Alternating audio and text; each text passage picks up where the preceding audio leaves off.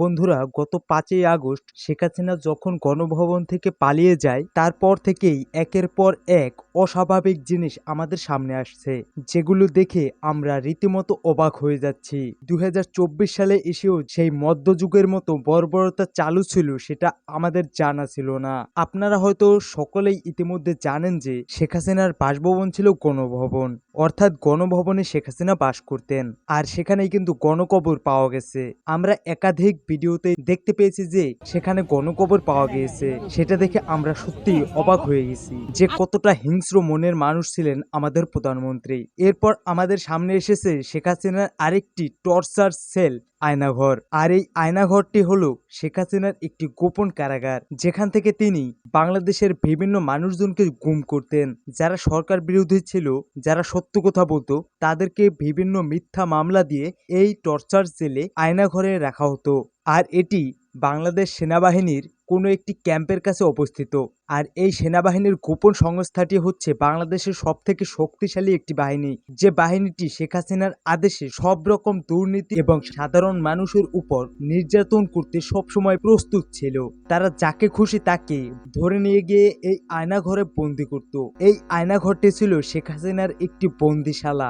বর্তমানে আমাদের কাছে আয়নাঘর সম্পর্কে এমন কিছু ফুটেজ এসেছে, যেগুলো দেখলে আপনিও অবাক হয়ে যাবেন এবং আপনার গা শিউরে উঠবে, কারণ এর আগে আপনি কখনোই এমন কিছু দেখেননি। ভিডিও শুরু করার আগেই আপনাদেরকে আমি একটি কথা বলে নিতে চাই, আপনাদের মধ্যে যাদের বয়স 18 এর নিচে বা যাদের হার্টের সমস্যা আছে, তারা এই ভিডিওটি এড়িয়ে যাবেন, কারণ এই ভিডিওটিতে খুবই ভয়ঙ্কর ভয়াবহ কিছু দৃশ্য আপনাদের সামনে আমি তুলে ধরবো। কারণ এই ভিডিওর মাঝে আপনি এমন কিছু দৃশ্য দেখবেন আয়নাঘরে, যেগুলো দেখে হয়তো আপনার মাথা ঠিক থাকবে না, অথবা আপনি অসুস্থ হয়েও পড়তে পারেন। তো চলুন বন্ধুরা, আর দেরি না করে শুরু করা যাক।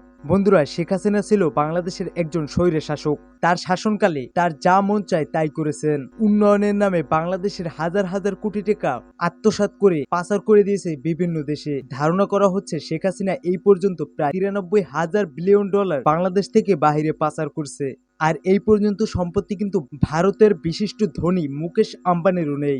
আপনি তো বুঝতে পারছেন যে বাংলাদেশে এই পর্যন্ত কি পরিমাণ টাকা বাংলাদেশ থেকে পাচার হয়েছে। আর এই সকল লুটপাট, গণহত্যা, গুম, ধর্ষণ এসব করার জন্য শেখ হাসিনার প্রয়োজন ছিল একটি গুপ্ত জেলখানা, যেগুলো সম্পর্কে কেউ জানবে না, থাকবে না কোনো বাধা, যেখানে কোনো সাধারণ মানুষজন প্রবেশও করতে পারবে না। তারই প্রেক্ষিতে শেখ হাসিনা তৈরি করে এই আয়নাঘর।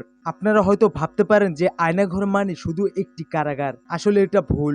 বাংলাদেশে বেশ কয়েকটি আয়নাঘর রয়েছে, যাদেরকে আয়নাঘরে আটকে রাখা হয়েছিল। বর্তমান সরকারের উপদেষ্টা ডক্টর ইউনূসের নেতৃত্বে তাদেরকে মুক্তি দেওয়া হয়। তারা সেই আয়নাঘর থেকে বাইরে বের হয়ে এই আয়নাঘরের বিশাল রহস্য সাধারণ মানুষের কাছে খুলে বলে। তারা নিজেরা এমন ভাবে বলে যে তারা কোথায় ছিল নিজেরাও বলতে পারে না। আয়নাঘরে তাদেরকে ঠিকঠাক মতো খাবার দেওয়া হতো না এবং তাদের উপরে চরম নির্যাতন চালানো হতো। সপ্তাহে একবেলা খাবার জুটত। এমনকি এই আয়নাঘরে অনেকের আর্তনাদ এখনো দেয়ালে ভেসে আছে। আর এই আয়নাঘরের ভিতরে মধ্যযুগের মতো বর্বরতা চালাতো এই শেখ হাসিনার পুলিশ বাহিনী।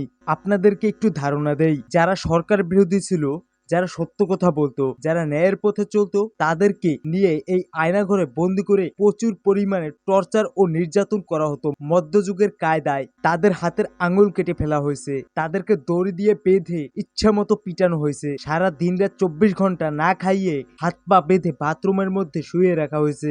আর এই আয়নাঘরের রুমগুলো এতটা ছোট ছিল যে একজন মানুষ সেখানে সঠিকভাবে বসতেও পারতো না। যেখানে তাদেরকে থাকতে হতো, প্রস্রাব করতে হতো, পায়খানা করতে হতো, সবই এক জায়গায় ছিল। মানে ছোট্ট একটি রুমের ভিতরে তার বন্দি জীবন কাটাতে হতো। তো আপনি একটু কল্পনা করুন যে কতটা নির্যাতন চালানো হয়েছে এই আয়নাঘরে। ধারণা করা হচ্ছে যে প্রায় 4 থেকে 5,000 মানুষকে বন্দি করে রাখা হয়েছিল এই আয়নাঘরে এবং তাদের উপরে চরম নির্যাতন চালানো হয়েছিল মধ্যযুগের কায়দায়। আবার অনেক বন্দি তো মানসিকভাবে পাগল হয়ে গেছে, আর অনেকে নির্যাতন সহ্য করতে না পেরে সেখানেই মারা গেছে এবং তাদের হাড়গুলো এখানেই পড়ে আছে। অনেকে এই আয়নাঘর থেকে বের হয়ে সে ভাবতেই পারছিল না যে তাকে কোথায় নেওয়া হয়েছিল এবং সে কোথায় আছে। সে চিনতেও পারছিল না যে তার বাড়ি কোথায়। মানে মেন্টালি সে পাগল হয়ে গেছিল। এই আয়নাঘরের মধ্যে এতটা নির্যাতন চালানো হয়েছে যে অনেকের জবান বন্ধ হয়ে গেছে, তারা ঠিকঠাক মতো কথাও বলতে পারতেছে না। আমরা একটি ফুটেজে দেখতে পাচ্ছি যে আয়নাঘরের মধ্যে শত শত কঙ্কালের হাড়গোড় পড়ে আছে।